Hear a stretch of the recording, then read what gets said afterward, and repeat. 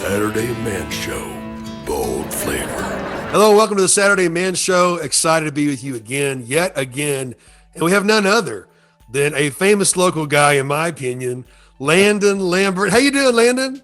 Doing great, brother. How are you?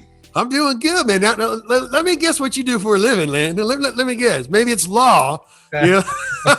You tell me the story about that before we started recording, man. Tell me, give everybody a shameless plug for those who are new in meeting Landon Lambert.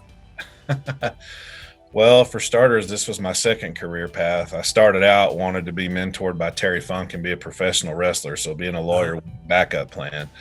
I'm from Childress originally, went to law school at Texas Tech and decided to move to the home area. My best friend was at Clarendon at the time. So I am currently the elected Donnelly County attorney, and then I have a private practice as well. And I have offices in Amarillo and Clarendon, and I pretty much travel all over.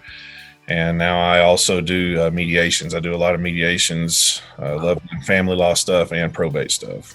Wow. Now, I hope it's okay that I have your number at the bottom of the screen, your contact information. The only bad publicity is no publicity. So well, you know what? Now, you were stretching earlier. Show the folks your tats there. At least there you go, brother. What you gonna do? Yeah, man, you would still be great as a professional wrestler. Now, what would be your stage name if you were going to be in the ring right now?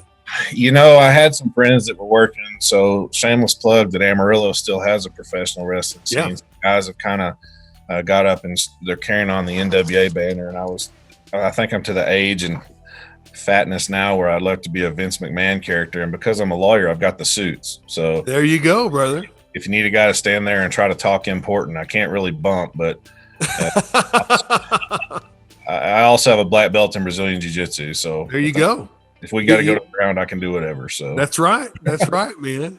Well, you know, I tell you what, Lynn, I'm excited to have you on the show because you have a lot to say.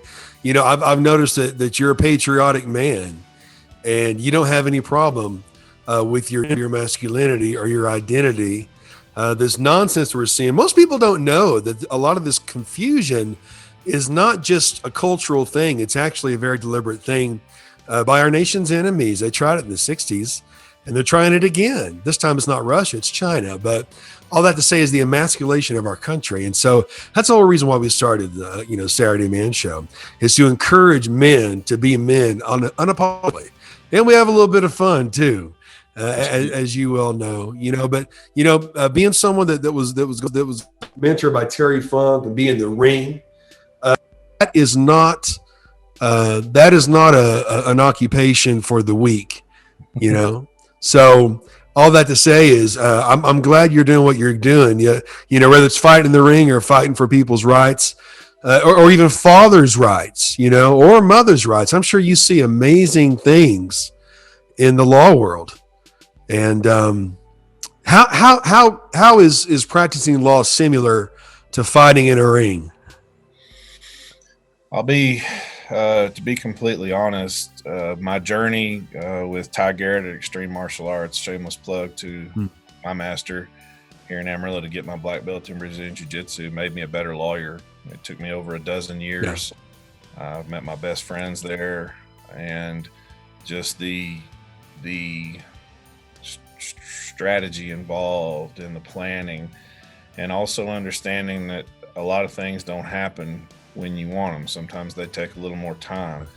There's so many lessons that martial arts in general, and specifically with jiu-jitsu for me, taught me that I knew, but it really helped reinforce them through that. And it definitely has made me a better attorney. I hope it's calmed me down as a human being. And now that I've stepped into the role at almost 43 of being a married father of 3 daughters, I'm hoping it's going to help me be a better parent and husband. So we're going to try. Well, you know what? You took on being dad to 3 beautiful daughters, and you married none other than people knew her as Tanya Price with Pesqueras.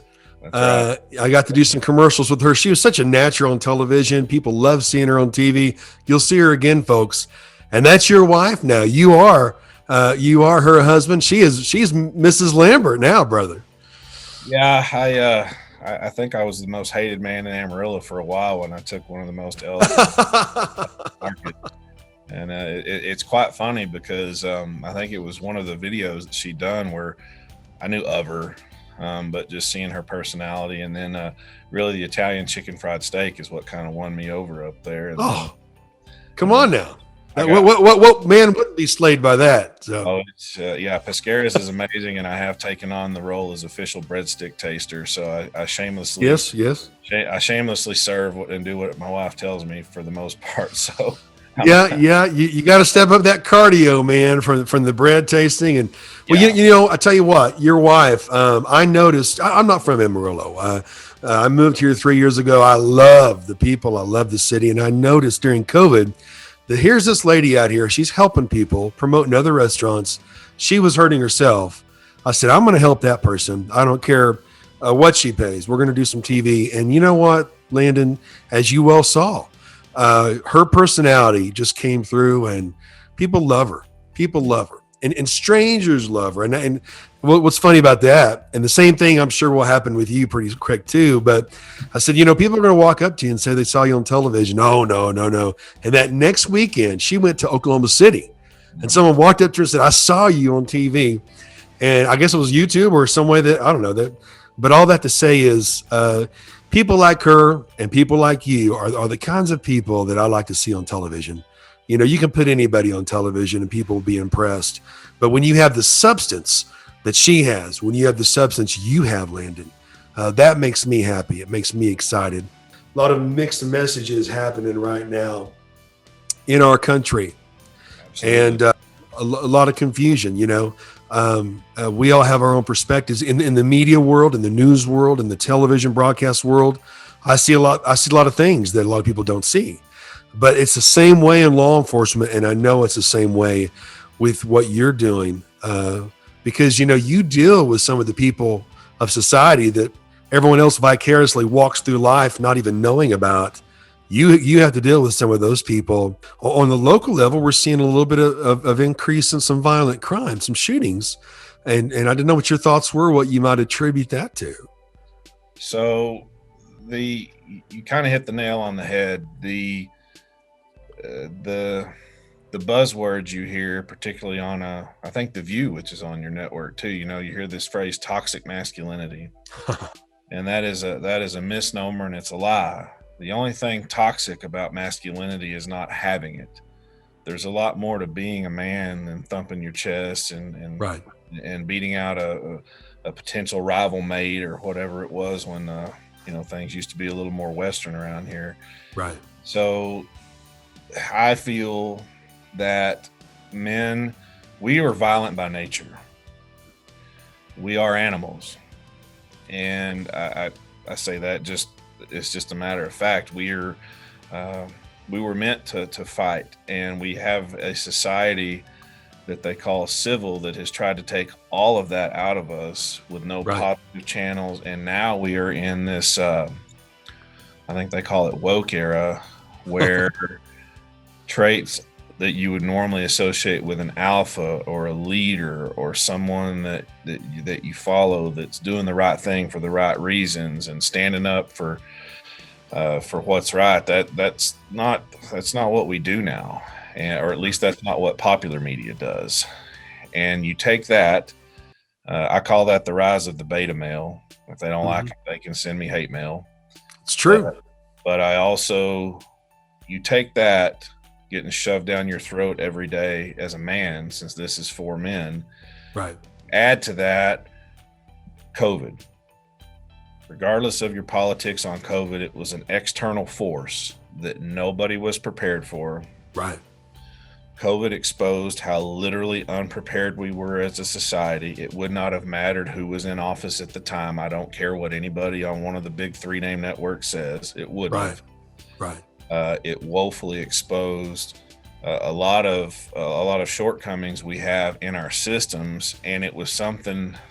It's fear of the unknown. Every monster movie or sci-fi movie is this fear of the unknown, the mist, the blob, all these things, and we were shut down from interacting with each other, and really, I think that did as much harm as anything else, because people are shorter now. I recently did something very uncharacteristic. For anybody that knows me, I'm not a violent person by nature. I love to fight Mhm. in the right circumstances, but that's not who I am. I'm a protector. There But you are. somebody went to my wife's restaurant, and for whatever was on their mind, they decided to cuss out one of our servers, my oldest daughter, and my wife over mushrooms, and threaten them. And to the point that my wife called me up there, and I came and I called them out on social media, and I would gladly meet them anywhere right here on your show. Right. Why am I having to do that? Why are we? And that's just an example. Everybody needs to calm down. We're out and about.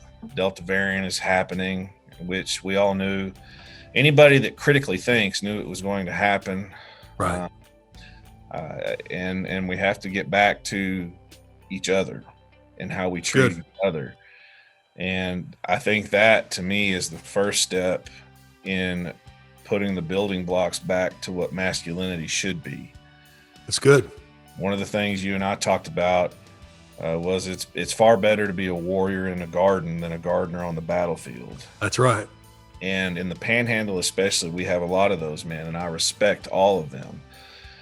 But we have some of these others coming up, and I think we need to get back to that. The men that are respectful, hold the door open, that right. Show the courtesy, the manners that we were raised with, and we need to get back to that. You know, I'm glad you said that, Landon. Folks, you know, on every show, and I say folks, I would say men, but when I started some of this 21 years ago, I had women, just as many women, watching shows, listening to radio programs, coming to events. And I said, why? You know, they would say, when's the next event? I'd say, why? I have a new husband. Well, this graphic you've been seeing on your screen next to Landon's contact information, it's a sword. It's a crown. It's a sword. It's a compass, and it's a heart. The crown is king. The sword is warrior. The compass is leader. And the heart is lover.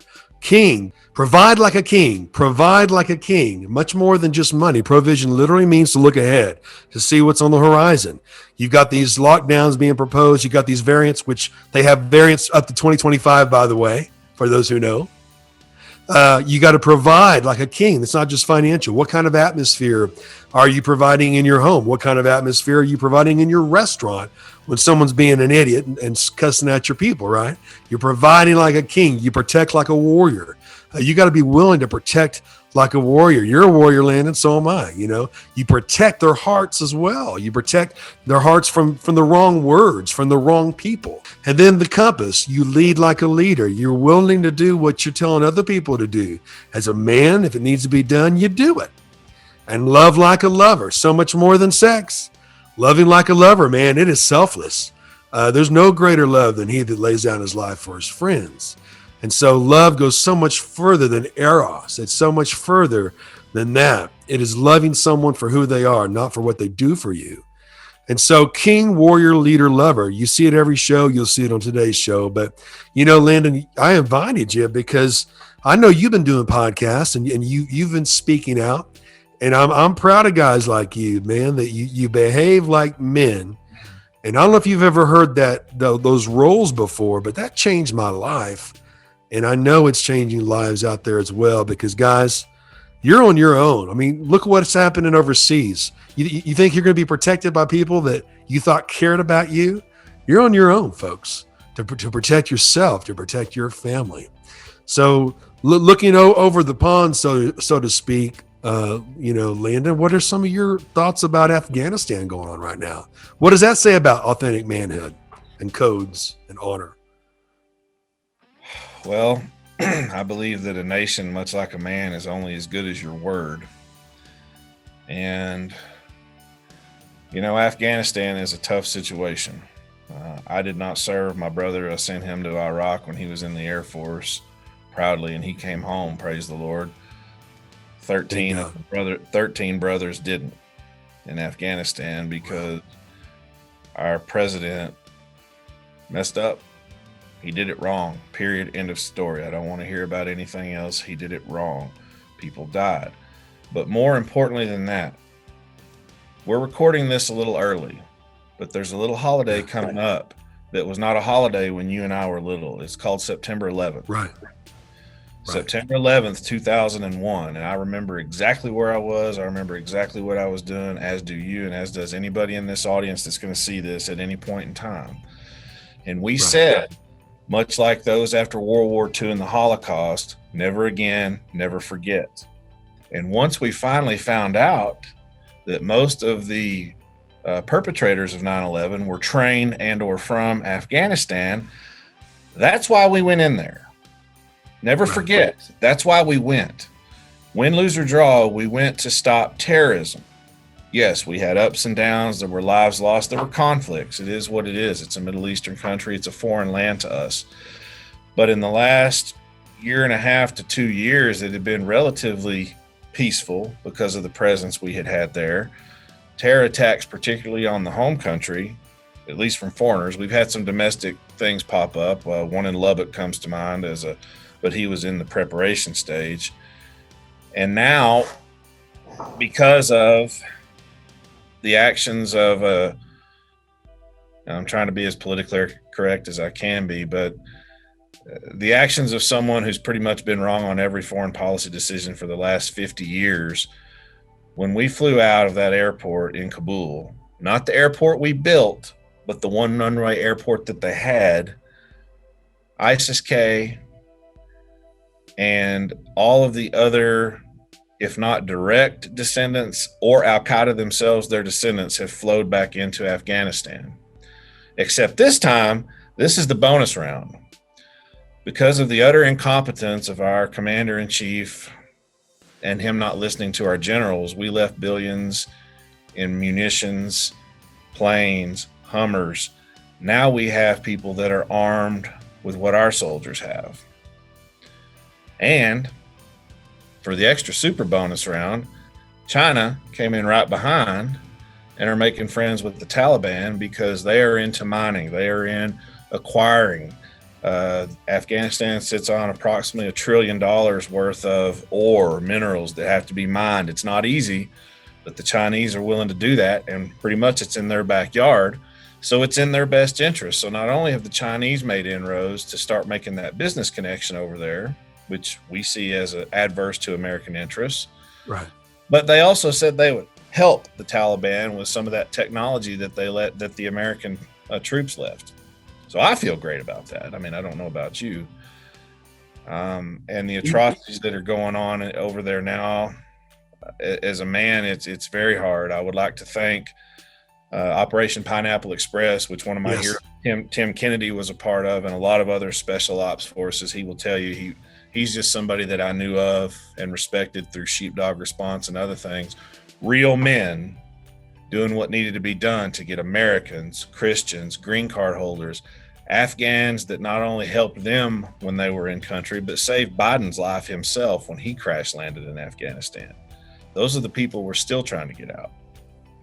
And as of the taping of this show, there are 6 airplanes full of Americans that Biden refused to allow to take off and that are being held hostage by the Taliban, and all of the information and their names, a list given to the Taliban. Yeah. So to call this treason would be the understatement of the century. It is what it is, folks. You know, that's why it's important that America does what they say they will do, and that we are men of our word. And that's so important in this day and age.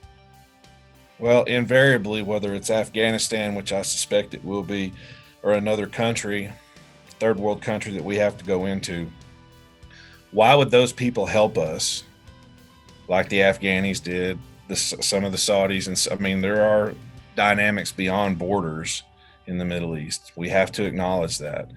But why would anybody cooperate with the United States when we go in waving a big stick? We're going to do this, we're going to do that, and then we just leave them. Win, lose, or draw, that was the deal. And I'm more on the libertarian side. I am all about isolationism, but we were there and we filled a vacuum. And when you remove yourself from that vacuum, somebody else came in. And guess what? It's exactly the people that were there before, except now we armed them. Oh, yeah. One of the best terrorist armed armies in the world now. Yes. So, I mean, it's a short answer. This is no accident, Landon. Well, all that to say is anyone who has read the Communist Manifesto, anyone who has read the Muslim Brotherhood's The Project, anyone who has read Agenda 21, the war on small business, the war on the middle class, the elimination of personal property, the elimination of freedoms and individuality, just read it. It's been openly published since the early 90s, folks, and some of those since the early 80s. We're not to be surprised at this fiery ordeal, but we are to utilize our freedoms and to resist the best we can. Now, Landon, there's a graphic people have been seeing on their screen on all these shows. They see the crown, the sword, the compass, and the heart. Those are 4 roles of men. If you touch on these roles every day, guys, you will be successful in anything you do in this life. Provide like a king. That's the crown. Provision is provision, not just money. What kind of atmosphere are you providing for your family or for your employees or for your teammates? Protect like a warrior. That's the sword. Are you protecting your family? Are you ready to protect your family? Are you one of these guys that's going to pull the covers over their head when there's a bump in the night because you have not bothered to prepare to protect your family? No wonder there's confusion with, be sweet and sensitive, and yet you're supposed to be a warrior in the middle of the night. Well, this will eliminate confusion. Provide like a king, protect like a warrior. The compass, lead like a leader. Be willing to do what you're telling people to do. Be willing to do what you're asking your children to do. As a man, if it needs to be done, you do it. And love like a lover, so much more than bow, bow, bow. All right, that's part of it, baby. But loving people is loving others more than yourself, preferably your family. God, family, country, folks. Touch on those 4 things, and you'll begin to step into what authentic manhood is. Do you have anything to add to that, my friend? Best advice I could ever give someone is be the type of man or person that you would wish you were mentored by, and be a man of your word. Just sticking to those things, and any system of leadership or advancement or personal development I've ever seen mirrors what you've just been talking about. It's all about being true to yourself, fulfilling the roles that you were supposed to fill as a man, and being humble enough to do the things you don't want to do. Well, Landon, I tell you what, man, what I know about you and what I'm seeing in your life, you're living it. I'm proud to know you. And I'm excited about our next discussion on the Saturday Man Show. And I appreciate you being with me today.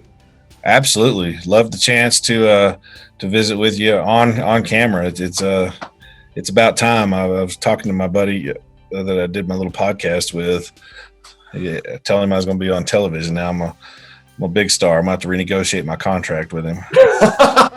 and we want everyone to know about that podcast, and we will refer to it every time. So thanks for being with me today, Landon, and thank you, folks, for watching the Saturday Man Show. They say paintless dent repair was first recorded in 3000 BC Egypt when a pharaoh's chariot suffered a door ding. The people were afraid until a stranger from the north appeared and made the chariot look just like new. According to legend, that level of skill was not seen again until the 21st century in Amarillo, Texas. Cosmetic Auto Repair Systems, the fine art of paintless dent repair.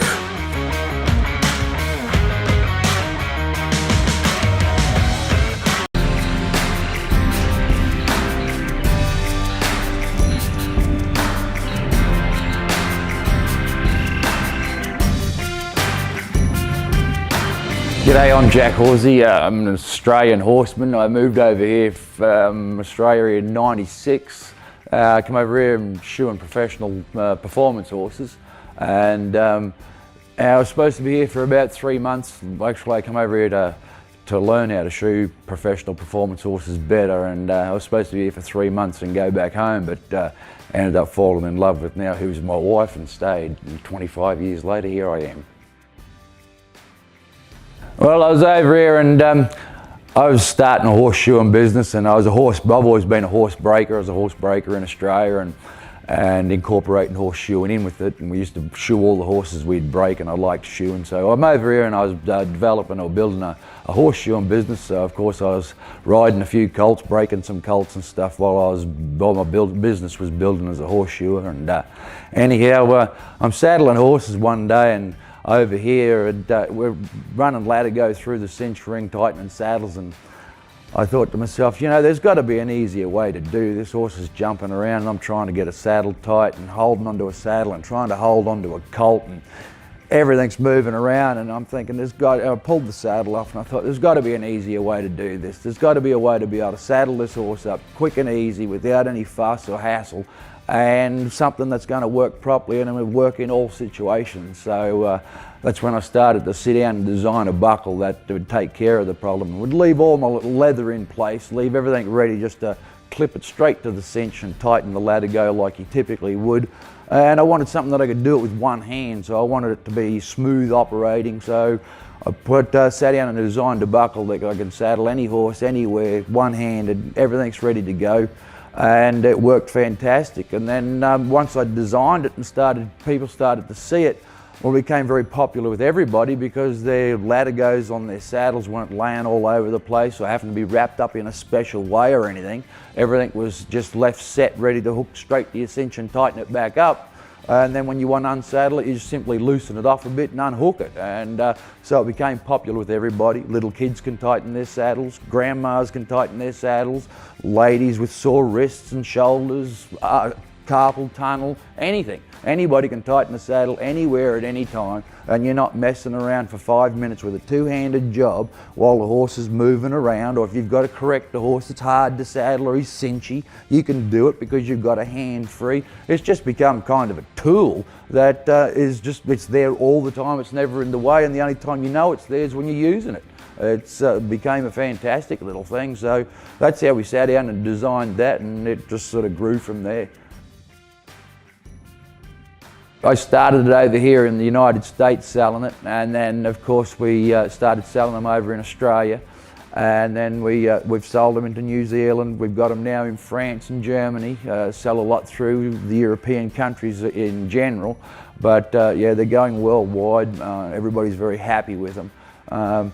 And it's one of those things, I have people that have even like the toughest and roughest of cowboys will look at it and they'll be like, oh, that won't work, I'm too much cowboy for that, or my grandfather didn't do it that way, or there'd be doubts, and I'd say to them, well, here, why don't you just give it a go and decide for yourself and don't worry about what Grandpa thought. And you know, they'll try it, and it's one of them things that once you give it a go, you're sort of like, well, boy, I can't be without that now. To get a hold of one of these cinch hooks, it's real simple. I've got a website there, cinchhook.com.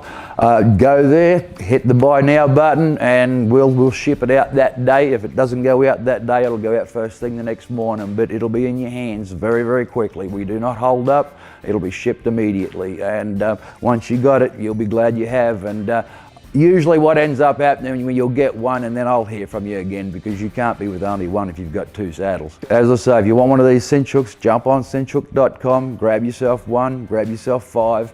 If you've got 5 saddles, you might as well get 5 straight up, because you're going to want 5.